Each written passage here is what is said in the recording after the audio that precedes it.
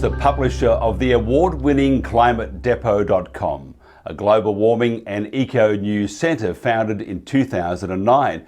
Marc Morano has been described as one of the right's top 25 journalists who serves as a bombastic foe of the Greens. And for that reason, we love him very much. Marc Morano, we love you very much. How do you feel about that? Well, thank you very much. It's a rare thing to get any kind of love, or non-hostility from anyone in the media, so I'll take it. It's interesting. By the way, the reason why you're wearing the headpiece, because our last conversation we were talking about the climate monarchs. Wow. Yeah. You are.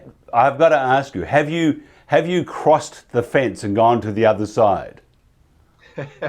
No, but the point we have this is for Climate Hustle 2, Rise of the Climate Monarchy.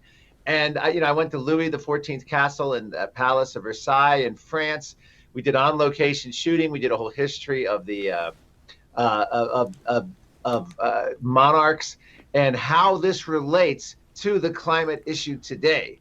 And that's why I'm dressed like this, because the climate monarchs of old, or the monarchs of old, are the model for the climate monarchs of today. And the idea is that they live themselves in opulence, wealth, do whatever they want. They get to make all the decisions, and we are the masses to them. We're the ones that they're hammering with higher energy prices. They're the ones that they're hammering our economy. We're the ones that they're setting our thermostats, that they're destroying our appliances.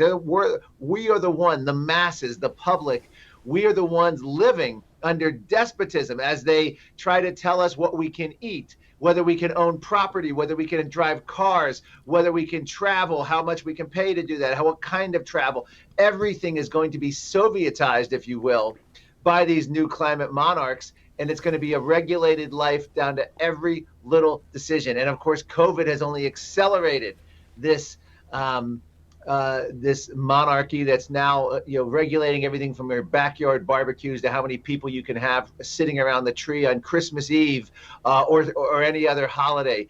This is not a friendly monarchy at all that we are facing here. We are going to be facing a very bad one. We go through this in the whole film, Climate Hustle 2, Rise of the Climate Monarchy. Hence the wig. Well, actually, it looks really good, and I've just got a call from, make sure I'm right, from Elton John, said, how dare you steal his hairpiece? I mean, but you are the heir apparent.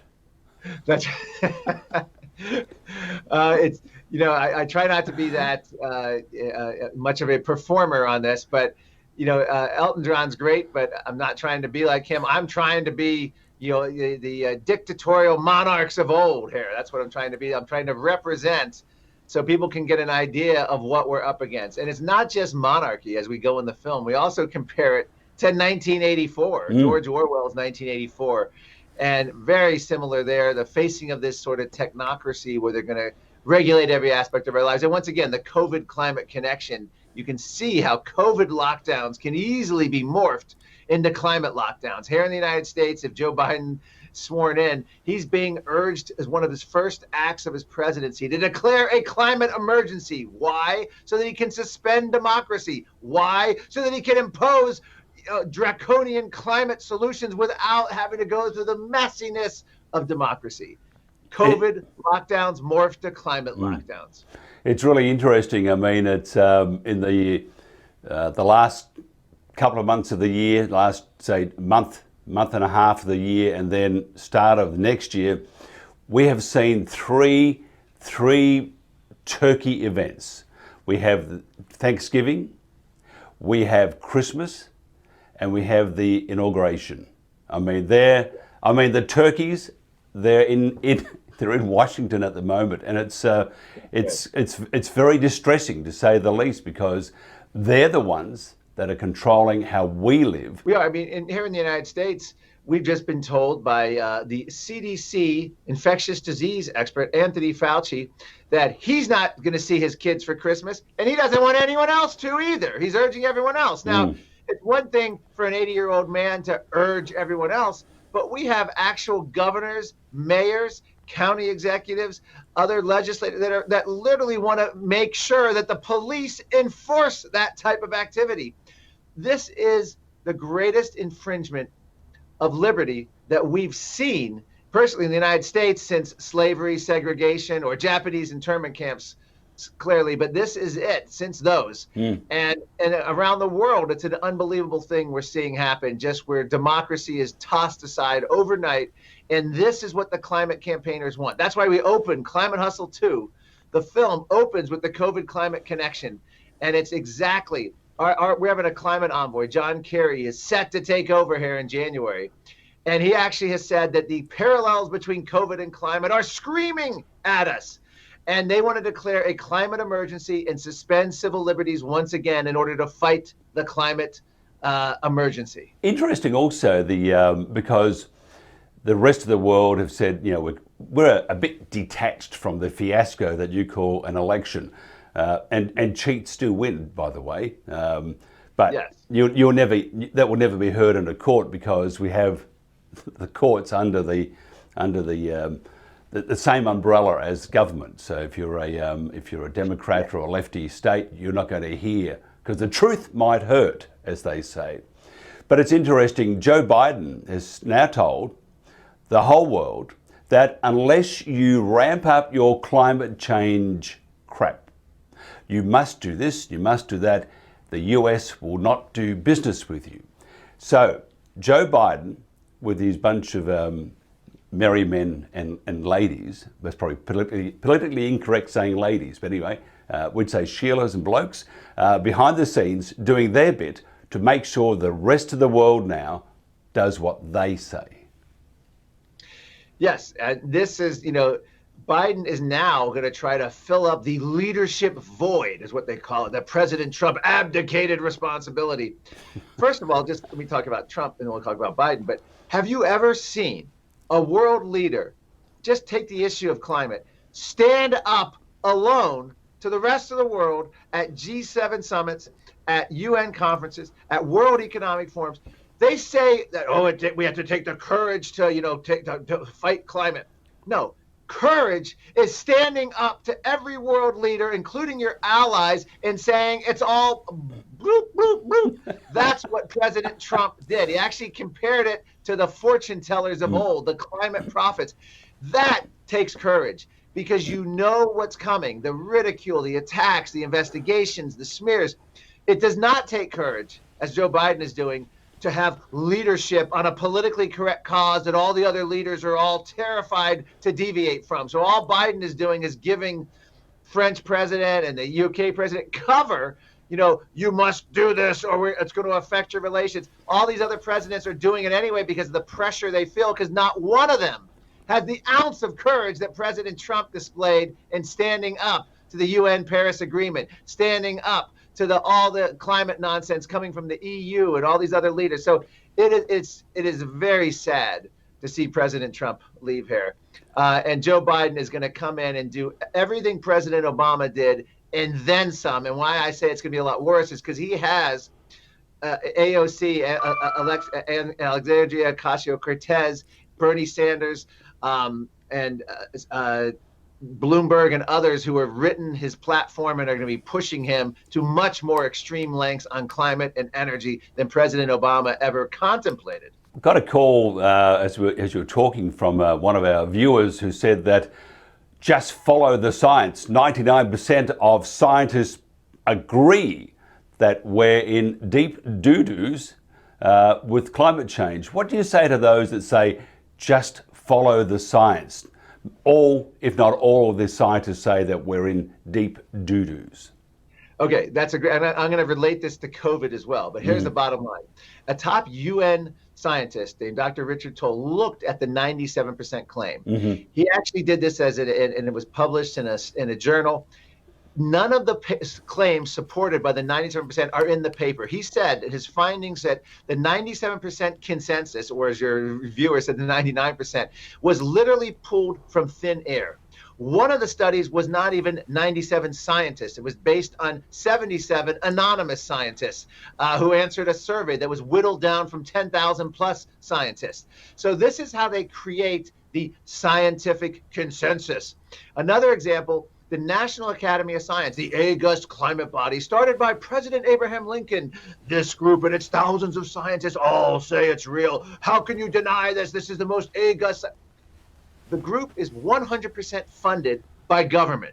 The group has lobbied for cap and trade climate bills. The group has literally turned itself into a political lobbying organization. And when they endorse the so-called consensus and become part of the 97%, 24 governing board members of the National Academy of Science or the American Geophysical Union or the American Meteorological Society, etc., only 24 governing board members vote.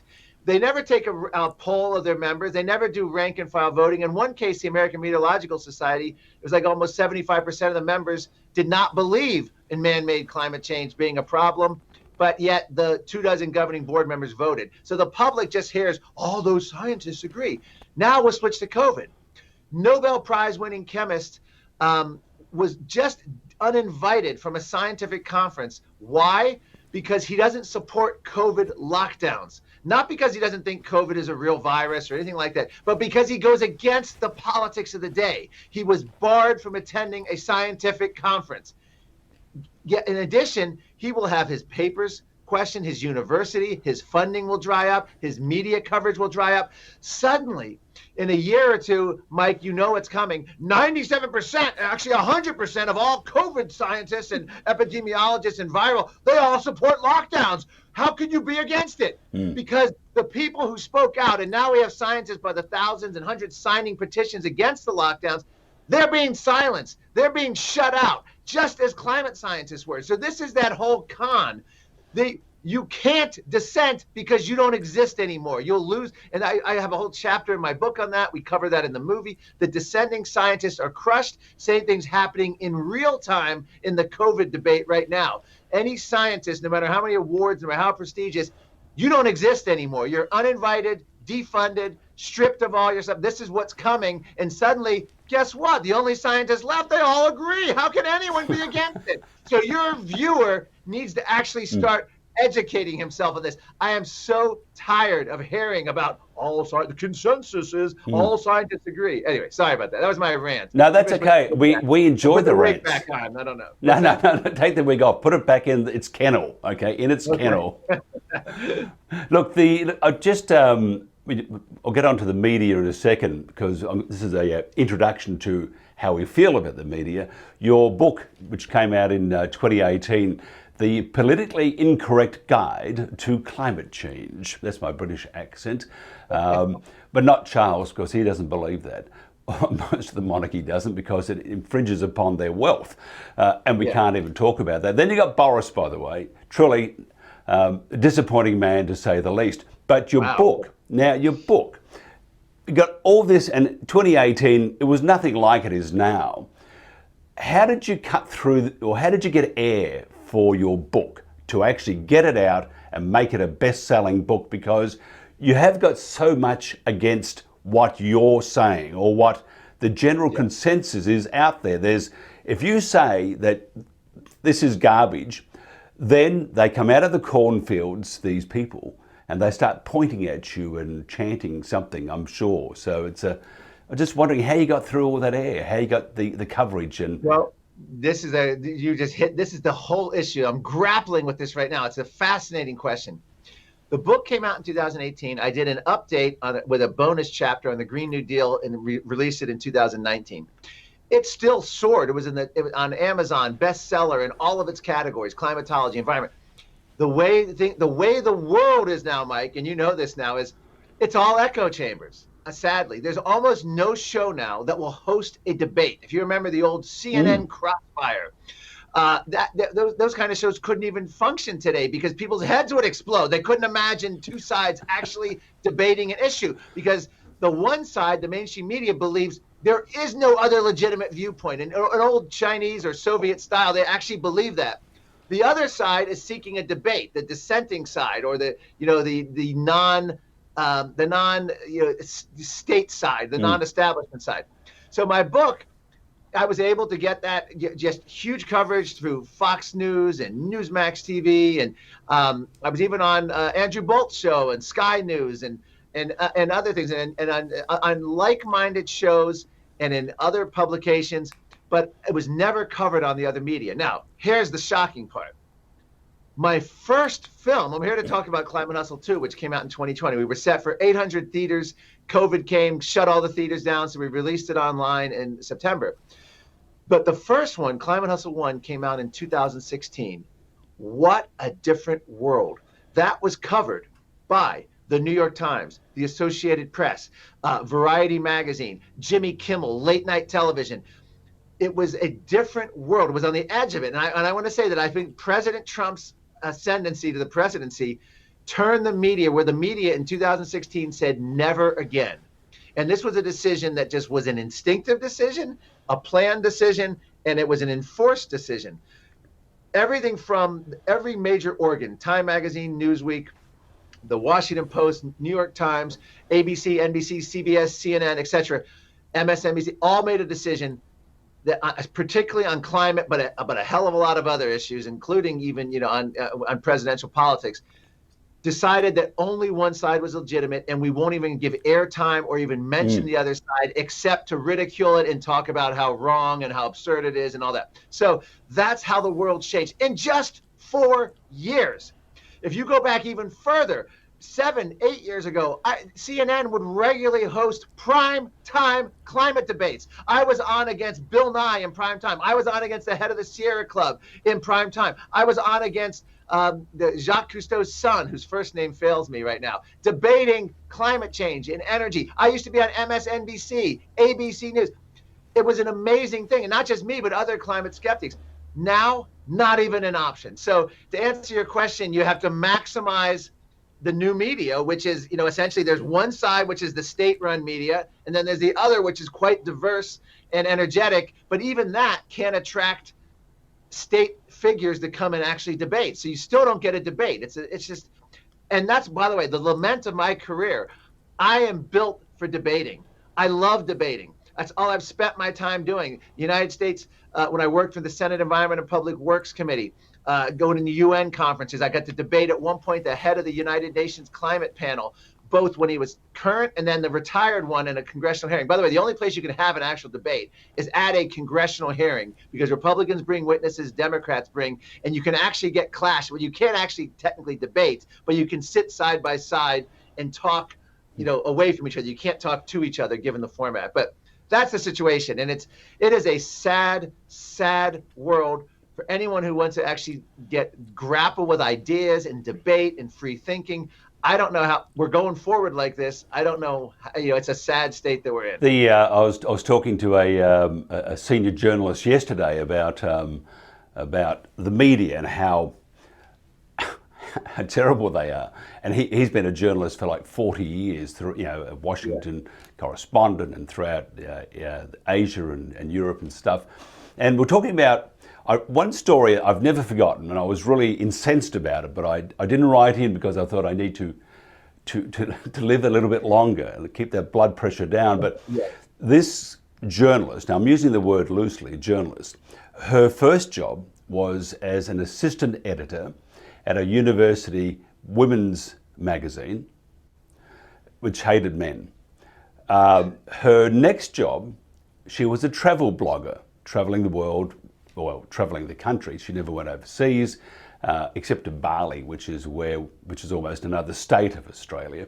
So travel, getting sloshed, freeloading, having a great time. That's what travel bloggers do. And everyone knows that. Her next job, her next assignment was to write about the evil Donald Trump, headline, and said what a terrible person he is, that the whole of America hates him, he's the devil incarnate, and all this sort of stuff.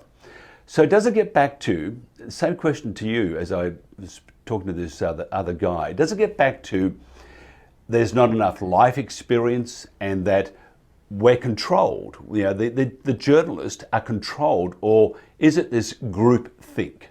I don't know how they're controlled only in the extent that, like, if you work for, the New York Times or, the Washington Post or Time, you cannot obviously write an article like, hey, I interviewed 3 climate skeptics today. They're not idiots, but I think it's more of a group thing. There was an article, PolitiFact, I believe it is, and basically saying that the greatest lie of 2020 was about COVID and lockdowns, and that masks don't work and blah blah blah, all this other stuff. And you look at who wrote it. These look like they're two 20-year-olds, a young man, a young woman in their 20s, look like they're right out of university. And they're writing this, and they're writing it with all the snideness, arrogance, dismissiveness, and just in your face, kind of like there's only one way. Everyone else are just conspiracy nuts, and this is an outrage, and they're killing people. So I think it's, to answer your question, it's a groupthink. And I interviewed John Stossel, the old Fox News and ABC newsman, and he's on YouTube because he just had it with the whole broadcast media, and the whole world's changed, so he does social media now. But he says the whole newsrooms of all these establishment media, progressive, left wing, they're all a bunch of 20-somethings running around out of school, idealistic, who believe that there's one worldview, and their goal is to advance a cause. Their goal is to suppress any dissent and to constantly make anything that's not within their mission illegitimate and absurd. And that's what they do daily. And it's absolutely dead on accurate. So I believe it is a groupthink. I don't know that there's a cure for it. I don't know what the cure is. I mean, you don't ask me right now in America. I mean, we're just a mess. I actually don't think there's any cure for it. I think going over to the social media side of things, look at YouTube.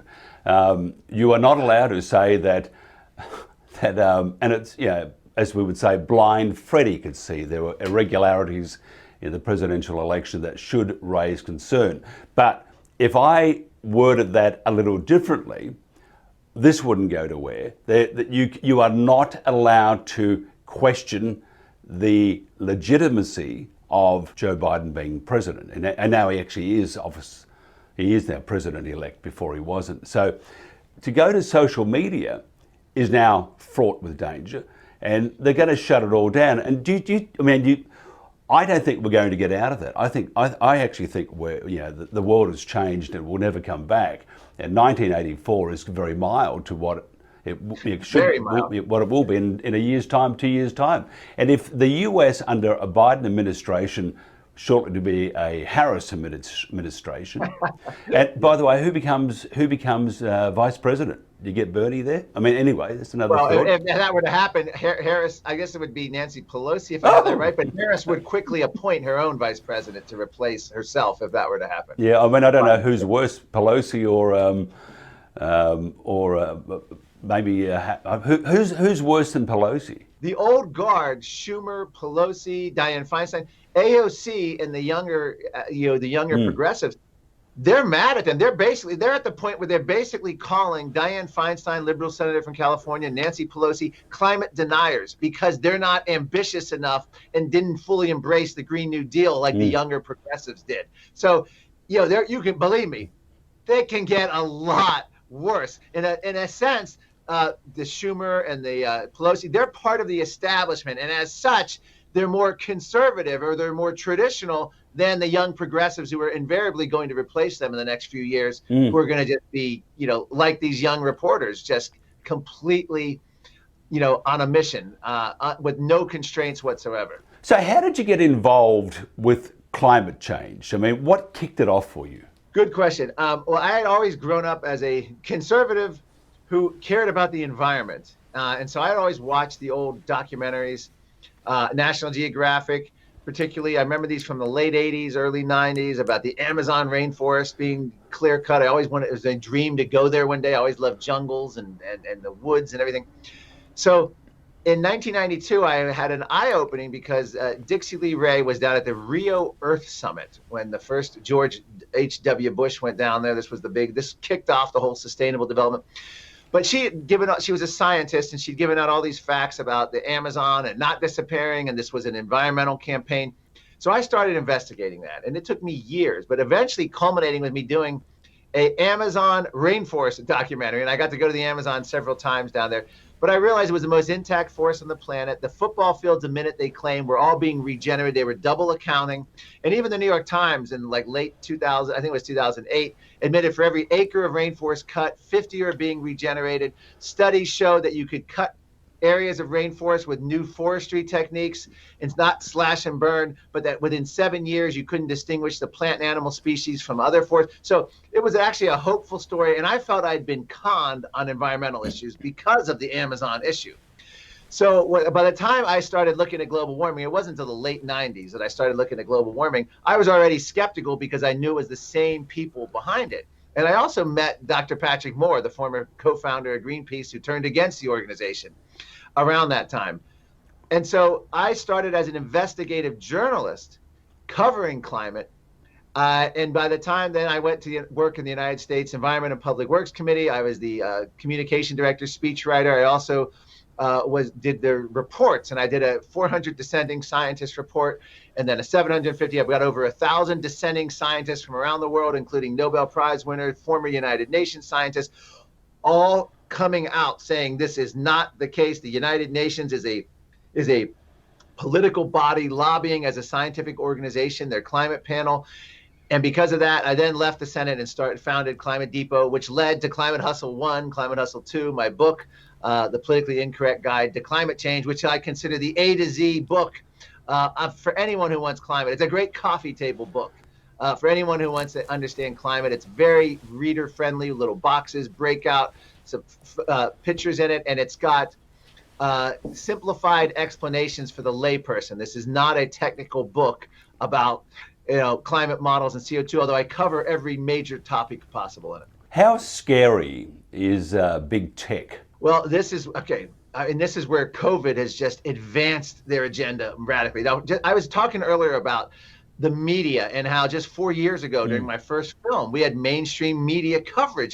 There was a debate was allowed, but I think because of Trump's presidency, the media made a memo to themselves. We helped this guy get elected. We can no longer legitimize anything he stands for. And that includes all of his supporters. So that's sort of what we're seeing in this election.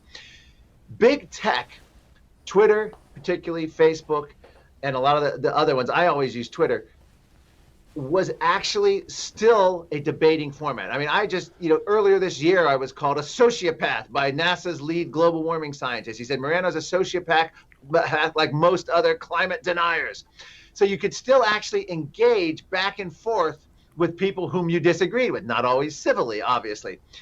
But what happened was about 6 months ago, it really kicked, maybe a little bit more than that, but it started getting more in earnest. But both YouTube, Twitter, Facebook, they started doing these fact check things and putting warning labels up. So if you held a view that wasn't legitimate by the establishment media, by the establishment of Washington and the corridors of powers around the world, you suddenly were delegitimized, and they would demonetize people.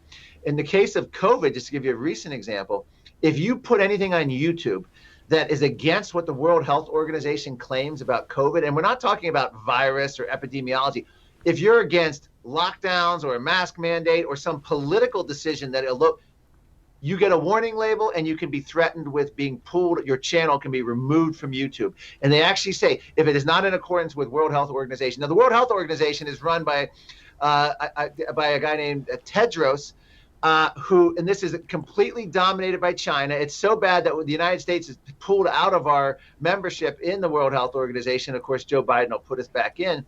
But this is an organization just like the CDC that has been on opposite sides. No lockdowns before COVID, and then suddenly, lockdowns because they came from China. We love them. No mask mandates. Then suddenly, we reverse ourselves, mask mandates, and the WHO and the CDC disagree. Anyway, you can't say anything that disagrees with it. John Stossel recently did a video, and it was literally the views were truncated and destroyed because a group, some climate group, a progressive left-wing climate group that YouTube relies on, said his information was not accurate. He actually reached out to them. They admitted on air, he interviewed one of the people, that it was accurate, but they still couldn't change the decision because it was against the narrative.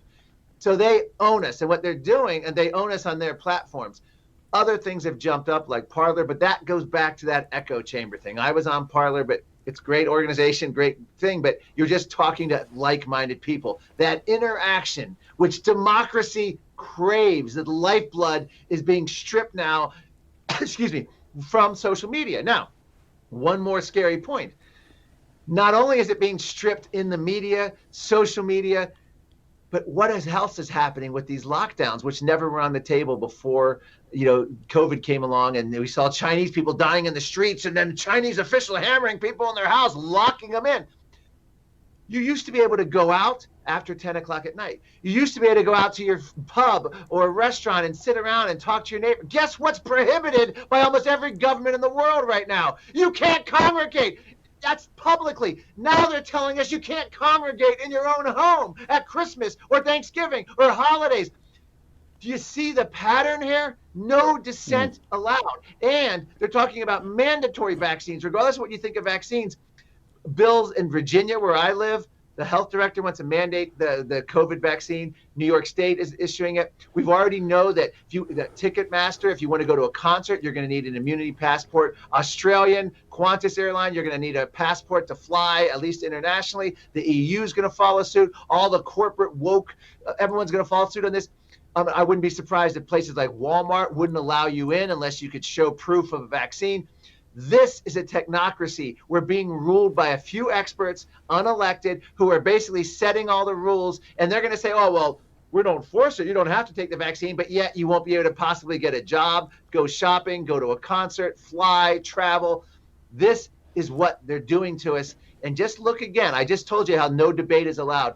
We can't even meet with members of your own family if you exceed 8 or 10, depending on your location. And they're talking here in Virginia, they're trying to enforce it. They're out, the governor's executive order, they're out. Police are actually trying to enforce this. In places like California, you can turn your neighbors in. Snitches get rewards if you see more than one family at a house or too many people congregating. And the mayor has threatened and actually done cut off utilities to your house. Even if you paid, you're going to lose your water, electricity, because you're violating the lockdown mandates. That is how this happens. And then on top of that, we have a climate activist, Eric Holdeis, who says we need to declare a climate emergency. No one should be able to fly unless it's for a morally acceptable reason, and that's going to be like to visit a dying loved one. It's going to take out business travel, even vacations. We no longer get to decide it, Mike, because we didn't spend decades in school. We don't have PhDs. We don't have a degree in public safety. How could we run our lives when these guys study it? They know better how we should live our lives. That's our future. That's where we are in the year 2020. Has it shocked you the rapid rise of this new wacko religion? You can't. I mean, it's very scary, and it's rapidly getting more scary because it's happening faster. I would call it the Great Hysteria. That's what we're living under right now. And maybe when I say historians will look back on it and call it that, they may not, because we may be in this 10, 20, 30, 40 years. It's a permanent state of emergency state, because if you go back in the climate debate, it was New York Times columnist Tom Friedman, who in 2009, I believe it was 2009, he drooled after China's one-party rule. He said, China doesn't have the messiness of democracy. If they need to do something, they can just impose it on their people. It's like a benevolent dictator. They just love that. Same with the UN climate chief. Well, we're all China now. We're all Chinese. We're all the Chinese government now. They have a thing called the social credit system, where, again, like I mentioned earlier, like you can't go to a concert, you can't go to a store, you can't fly. The government keeps track of what kind of a citizen you are. Have you worn your mask? Have you followed the lockdown? Have you flown unnecessarily? What do you keep your thermostat at? Do you have the proper shower head with the low flow water, or have you removed that? Who knows what they'll come up with? But that's going to be your social credit score, and that's going to be your value in society. Hey, you might get a tax break if you're a good citizen, and you might get penalized if you're not. We've already seen this in the UK. They've proposed carbon ration cards for employers. In other words, how much you fly, energy you use, how your air conditioning, heating, airline, plane travel.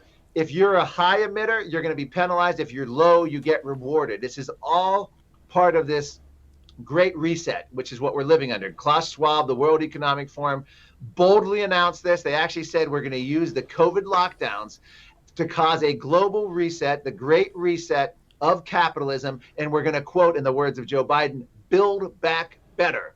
And that's what we're facing here. This, I don't call it wasn't planned, But think of any hot button issue. The activists wait for the right moment to impose their agenda. They waited. If you go back, you can find Bill Gates a few years back saying the next pandemic we will not be ignored. You can have Anthony Fauci, basically talking about how they're going to do it different. They were just waiting for that opportunity, and this came in beyond anything they wanted. The UK House of Commons speaker came out and said he was amazed at how compliant the public was with the COVID lockdowns. And this has given him hope and emboldened him to now, because he wants to declare a climate emergency and continue the same type of policies for the climate lockdown, for the permanent state of climate emergency we're going to be in. And there's no way to measure when we're ever out of it. Remember, the UN Paris Agreement saved our children. It was the greatest thing ever. The humanity was healed. And now openly they're all saying it did nothing. John Kerry just came out and said it was woefully inadequate. We're all going to die still. It's a catastrophe. There's no criteria. The same with the virus now. They're never going to lift this state of emergency unless the people no longer give our consent. And that's the key point here. The Berlin Wall didn't come down because the East German parliament voted to, hey, let's take this wall down. The people have had enough. It came down because the people no longer gave their consent. So I'm speaking to everyone in Australia, in Europe, in England, in France, in the United States, in Canada. We have got to openly defy. We have whole towns in the United States now openly defying the lockdown. I'm tempted to move there. I mean, I want to support this. This is what we need to do. This is our way forward is that. Now, by saying these things, I will get shadow banned or removed on YouTube or Twitter. This not allowed, even though we're in a democracy. I'm just also noting the Democrats. Obviously they have America and the world's security at heart, and they're doing their very best. Unless you're sleeping with a Chinese spy, and of course, what was done to her, she's probably done to America now. So the hypocrisy is still there. It's still very much alive. It's the new American dream. Do as I say and not as I do. What are your thoughts on the Democrats there with their preferred treatment of, you can almost say preferred traitors, because that's what they are when they start giving away secrets. We're not saying that he did that, but he certainly gave it a good going over, to say the least. Well, the other thing that's happened here in the United States is not only was the establishment media essentially hijacked the democracy, but we found out the FBI was part and partner to the media and the Democrats on Capitol Hill, the whole Russia collusion thing, the whole James Comey, and obviously leading up to this has been just shameless, but they're probably going to get away with it.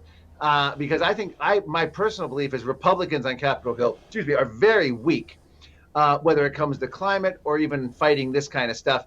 And we see how they've handled the election. It's been not much of a pushback. But yes, there is a deep state, and it was against Donald Trump, and it was a bipartisan deep state, though. And what's amazing about that is Donald Trump, I believe, was an accident of history. He was never supposed to be allowed to win. And I think he wasn't allowed to win a re-election. But I don't know that he could ever get elected again, or anyone like him in my lifetime. And that is why the FBI and these intelligence committees, they violated everything they could possibly violate, and they were hypocrites, and they favored one side on this. There was no impartiality. But just to think, 4 years ago, people actually believed there would be a fair hearing on this, and that's how much the world has changed overnight.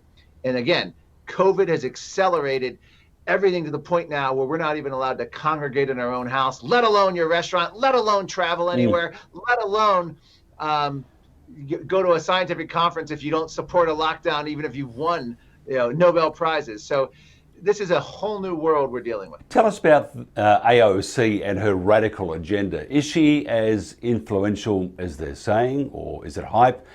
Is she maybe another Greta, destined, I'm trying to do this without laughing, destined for great things? No, I think she's destined for great things. She's not going it. She's not a Greta in terms of, I don't know if you have met Greta, but Greta could be a flash in the pan. It's hard to say. How dare you? Out there. But no, AOC is important. She represents something very important. And that was, this is all, none of this happened just, I'm telling you, it happened rapidly, but the seeds for this, I have a whole chapter in my book on the indoctrination of kids, on climate fears and the psychological impacts that's had. AOC represents the last 20 years of public education in the United States and also around the world, the hijacking of our education system by the progressives. I mean, you can't find a conservative, a libertarian, a free marketer who's even in any teachers union or any part of authority. They would just get drummed out. So these kids, from the curriculum on down, and I've testified at school board hearings and state hearings on common core values, especially on climate, where they basically say there's no dissent, no scientists disagree, and they just go through. It's like this, it's just shoved at these kids. So I think what AOC represents is this socialist utopian vision, the constant war against climate change, which again is going to be a Sovietization of America and the world, where just bureaucrats, unelected, are going to control every aspect of our lives. If you want to know what it's going to be like, look at COVID lockdowns. That's what they've been shooting for decades with climate. But they've been calling for planned recessions to fight climate change. What's a lockdown but a massive planned recession? One observer said it's a bombing of your own economy. But I think AOC is riding this wave, and I think this wave is going to carry her far. On the other end of that spectrum is the old Bernie Sanders, but AOC represents the youth movement, and that's sort of what Greta is involved in as well. I don't think AOC is a flash in the pan at all. I see her probably being president of the United States one day, especially if everyone can mail in a ballot. I don't see why not. But I do see her as being a presidential contender. I think she's being groomed for it. If you were king for one day, how would you fix all this up? I mean, I don't think it's fixable at the moment. I think the momentum is just rolling down the hill and it's just gathering everybody along it until it reaches the bottom. Nothing's going to happen. Well, I think the way you'd fix it is you have to allow freedom. I'm not going to sit here and say you just have to allow freedom. That's the bottom line. And we allowed this big tech. We had the phone companies, Ma Bell in the 60s and 70s, and it was essentially like allowing phone companies. You could have all these privileges and access and rights and almost grant them a monopoly, but you have to allow liberty and freedom and not show favoritism. Well, they violated all that. In other words, it would be like in the 1970s if you made a phone call to a neighbor and then you got a note saying, oh, your phone privileges have been suspended because you had the wrong opinion about some environmental issue or that you didn't support the right candidate. That's what we're dealing with now. And it's at this point, it's hard for someone to take on Facebook. It's hard for someone to take on YouTube. They're so dominant. They've been given so many advantages. They have the best lobbyists. I was watching these congressional hearings with them. So the first thing I would do is strip them of any kind of protection like that from the telecommunications bill, and make them open up and not allowed. In other words, if someone has a view like on climate or anything, and this is not just affecting me or climate skeptics, but people like Michael Moore. He's a global warming alarmist to the full, but the left-wing filmmaker questioned renewable energy, solar and wind. He got yanked off of YouTube. There was a whole campaign led by people like Michael Mann and Josh Fox to censor him and remove the film because it's dangerous ideas. Don't you know ideas are dangerous? So I would try to get rid of all forms of censorship, and I would allow a way that in our Constitution, if you could really want it, where we could never have another lockdown like this again. You could never have people being mandated to do things that make no sense, and you'd have to get rid of the power base of the bureaucracy and unelected officials, because that's what's coming for us here. It's going to be ruled by white lab coats. That's what we're facing. I say in America, our Constitution failed us. Our Bill of Rights failed us during these lockdowns. And then I get the retort from people on my own side. It's like, well, the Constitution is only as good as the people there that are going to enforce it. And I think that's where we failed. Americans have been, in the words of the UK House of Lords, too compliant in allowing all this to happen. And again, I don't know the way out, but I think there will be a way out at some point, because I don't think you can envision a way out. You cannot control spontaneous human behavior like they're trying to do with climate and COVID for long. You can do it short term, but my hope is that we have literally the governors of Michigan, New Jersey, New York. I want to see them, California, literally ridden out of town on a rail is what I'd like to see at some point, where they're just like forced to leave office during their term because they get so bad. I don't think that'll happen, but I think, maybe we can, the people will wake up one day. It took 70 years in the Soviet Union. Hopefully it won't take that long here. But who knows? A couple of questions, one word answers. The presidential election in one word. Just I want to curse and say a cluster F, but just basically that it's a mess. Here's the 2 words or 3 words: mail-in voting. I think that's even more significant than the voting machines. In commissions 10 years ago, this was never meant to be. To have people mail in ballots like that because of COVID this time around, they got it through. That's in the Georgia Senate race, I expect to go Democrat for that same reason. Dominion. What about that? Dominion, regardless of whether the darkest things they've said about it are true, they need transparency. The whole system was set up. You should not have attorney generals that are getting financial benefit, or possibly governors. The whole thing is, again, a mess. But traditionally, that's how American politics does it. Just a big effing mess. Okay, now we'll keep these to one word because I need these. We've got to be creative, okay? Big tech. Tyrants. Facebook. Technocracy. Joe Biden. Old. Barack Obama. Irrelevant. Climate change. So many words. You can add a few words to this bit. Second greatest threat to liberty. The solutions to the climate change. COVID-19, finally, COVID-19. Greatest threat to liberty. The greatest challenge freedom-loving people have faced on our planet in, since we had major wars in the middle of the last century over. It's a very scary world we live in. What are you doing for Christmas? Over Christmas, are you locking yourself in your bunker, boarding the windows up? I'll be at home, masked up, all alone, afraid to leave, checking the clock because I don't want to walk out the door after curfew. I want to be like this to my overlords and just be so grateful that they're even allowing me to eat and drink still. No, I plan and have continually. I don't wear masks. That offends a lot of people. I don't care. I do wear masks, and very specifically, I had to wear it when I flew. I went to a conference. Las Vegas security was going to escort me out if I didn't put a mask on. So there are times when you do it, but I generally don't. If I'm going in stores, Walmart, and around, all kinds of ways to avoid it. I invoke health exemptions, whatever it takes to get it. But I don't listen to lockdowns. I don't socially distance. A virus is going to virus regardless of what you do. I have washed my hands a little bit more and tried to avoid anyone sick, but asymptomatic transmission, as Fauci has said, is not never been a driver of a pandemic ever. He's what he said. Now, of course, they'll say, well, COVID has rewritten all the rules. But anyway, I plan on doing anything I can that's against the COVID protocols.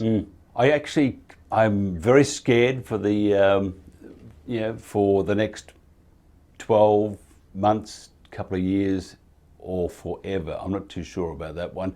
I think the world has changed. I think it's completely changed. I think momentum at the moment is with big tech and followed by its disciples of wackos, but they're controlling us, aren't they? They are, and they're going to control. This COVID vaccine, watch it. They were already seeing it again. The COVID passports. These aren't conspiracies. This is them. If you go to Climate Depot, you can look up, vaccine or passport. It's all of their words. Whether it's the concert people or the sporting event people or the airlines, they are now basically saying you have to follow all these rules, or you will not be a productive member of society with full access. You're going to have severe limits, and that's how a technocracy works. You don't have to do it, but you're going to be on the outs with life. If somebody wants to find out more about the preachings of Pastor Marc Morano, how do they do that?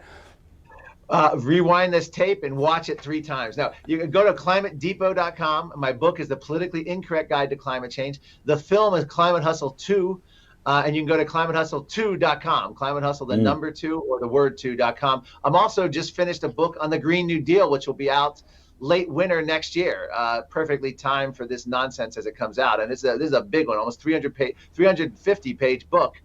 And it's different than the politically incorrect guide because it's all focused on the Green New Deal. But again, I tried to make it humorous, fun, and readable for the layperson. You don't have to be a policy wonk to read it. Marc Morano, we can't wait for that book. Have a great Christmas, Happy New Year, all that sort of stuff. And look forward to talking with you again in the near future. Thank you very much. Thank you so much, Mike. Appreciate it. Thank you.